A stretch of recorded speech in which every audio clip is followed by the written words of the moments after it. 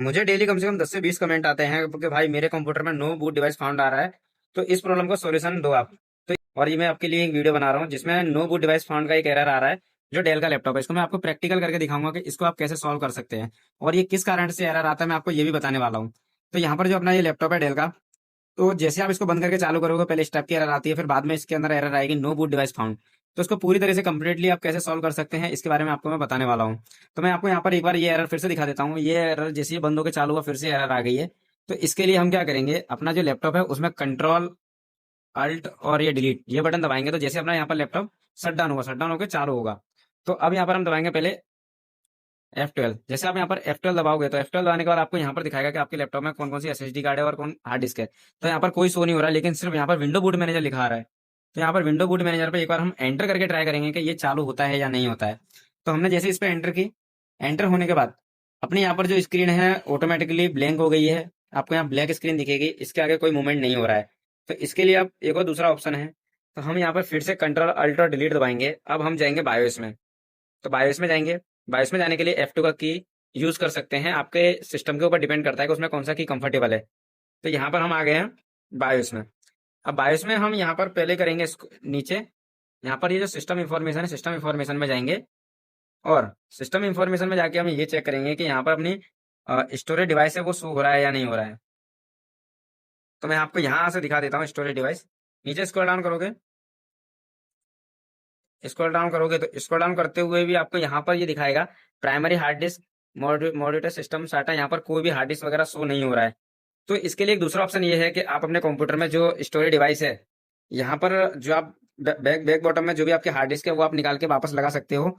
उसका वीडियो आपको मैंने अपलोड कर दी है, आप चैनल पे जाके देख सकते हो। तो इसको हम यहाँ नॉर्मली पहले डायग्नोस करेंगे। इसको डायग्नोस करने के लिए हम यहाँ पर बेसिकली जो चीजें होती हैं उसको हम यहाँ पर डायग्नोस करने वाले हैं। अब हम जाएंगे पहले नीचे, तो यहाँ पर बूट सेक्वेंस का एक ऑप्शन है। इसमें आप यहाँ पर देख सकते हो कि इसके अंदर भी कोई ऑप्शन नहीं है। अब यहाँ पर पहले कर लेंगे यूएफआई। यूएफआई में जैसे आप क्लिक करोगे तो यहाँ पर आपको अप्लाई कर देना है। अप्लाई करने के बाद फिर यहाँ से एग्जिट करना है। जैसे यहाँ से आप एग्जिट करोगे तो एग्जिट करने के बाद आपका यहाँ पर लैपटॉप जो है एक बार बंद होगा, बंद होकर चालू होगा और चालू होने के बाद फिर हम यहाँ पर देखेंगे ये प्रॉब्लम का सॉल्यूशन आ रहा है या नहीं आ रहा है। नहीं आता है तो फिर से हम इसको ट्राई करेंगे और 22 में जाके फिर से देखेंगे क्या प्रॉब्लम आ रही है। तो यहाँ पर जो अपना लैपटॉप है, लैपटॉप पहले बंद हुआ, बंद होकर चालू हुआ, लेकिन अब यहाँ पर कुछ अलग ही टाइप की एरर आ रही है कि no bootable device found, strike strike F1 to retry boot, ऐसा एरर आ रहा है इसके अंदर। अब हम जाएंगे F2 दबा के पहले 22 में जाएंगे। तो हम यहाँ पर दबा देंगे पहले F2। तो यहाँ से हम अपने कीबोर्ड से F2 दबा दिए। F2 दबाने के बाद हम आ गए यहाँ पर 22 में। 22 में आने के बाद फिर आपको यहाँ पर आना है नीचे सिस्टम कॉन्फ़िगरेशन में। सिस्टम कॉन्फ़िगरेशन में आपको एंटर जैसे दबाओगे तो आपको यहाँ पर पहले बहुत सारे ऑप्शन दिखेंगे। इसके अंदर भी आपको यहाँ पर सीरियल पोर्ट के ऑप्शन हैं और यहाँ पर साटा ऑपरेशन के हैं। तो यहाँ पर साटा ऑपरेशन में एक बार आप यहाँ पर AHC और रेड ऑन करके देख सकते हो। तो मैं यहाँ पर करूंगा पहले रेड ऑन। रेड ऑन करने के बाद फिर यहाँ से मैं करूंगा पहले इसको अप्लाई। अप्लाई करने के बाद यहाँ पर एग्जिट करूंगा।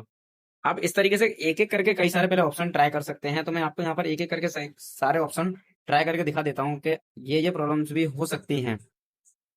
तो यहाँ पर एक बार फिर से अपना सिस्टम जो है बंद होकर चालू हुआ, बंद होकर जैसे ही चालू हुआ तो यहाँ पर फिर से लगभग उसी उसी टाइप की एरर आ रही है। मैं आपको दिखा देता हूँ। तो फिर से हम यहाँ क्या करेंगे कि F2 दबाएंगे और बायोस में जाएंगे। हम यहाँ पर बायोस में आ गए हैं। बायोस में आने के बाद फिर से हम यहाँ पर जाएंगे सिस्टम कॉन्फ़िगरेशन में और यहाँ पर हम मारेंगे एंटर। एंटर मारने के बाद फिर हम जाएंगे, यहाँ पर हम एंटर मारेंगे। एंटर मारने के बाद हम जाएंगे नीचे, फिर आएगा साटा। साटा के बाद आएगा ड्राइव। तो यहाँ पर ये जो ड्राइव का ऑप्शन होता है उसके अंदर भी कई बार क्या होता है कि यहाँ पर ये जो अपने ड्राइव मतलब साटा है ये अपने SSD डिटेक्ट करने वाले ऑप्शन होते हैं। यहाँ पर ये हटने के कारण भी ये प्रॉब्लम आती है। तो यहाँ से फिर से मैं एक बार ये सब पे क्लिक कर दूंगा। क्लिक करने के बाद अप्लाई एंड एग्जिट कर देंगे। अप्लाई एंड एग्जिट जैसे ही करोगे तो फिर से आपका लैपटॉप यहाँ पर बंद होकर चालू होगा। आप ऐसी चीजें कई बार ट्राई कर सकते हैं और बायोस कई तरह का होता है और आपके कंप्यूटर में किस तरह का बायोस है उसके ऊपर डिपेंड करता है। ये डेल का लैपटॉप है, डेल के लैपटॉप में भी अलग अलग बायोस होता है। तो ये जो मॉडल है उसमें यहाँ पर इस तरह का बायोस सेटअप है। अब यहाँ पर जैसे हमने ये जब सेटिंग की, सेटिंग करने के बाद अपना यहाँ पर विंडो जो है पूरा चालू हो गया है, लॉगिन हो गया है। और एक बार प्रॉपरली चालू होके ही मैं आपको दिखा देता हूँ कि ये प्रॉब्लम पूरी तरीके से सॉल्व हुई है या नहीं हुई है और आपके कंप्यूटर में किस कारण से ये प्रॉब्लम आ रही थी और आपकी प्रॉब्लम सॉल्व हुई या नहीं हुई। उसके लिए आप नीचे कमेंट करके बता सकते हैं और नहीं हुई है तो भी आप कमेंट करके बता सकते हैं। हम अगली बार ट्राई करेंगे इससे और बेटर वीडियो बनाई जाए आपको नई चीज सिखाने के लिए।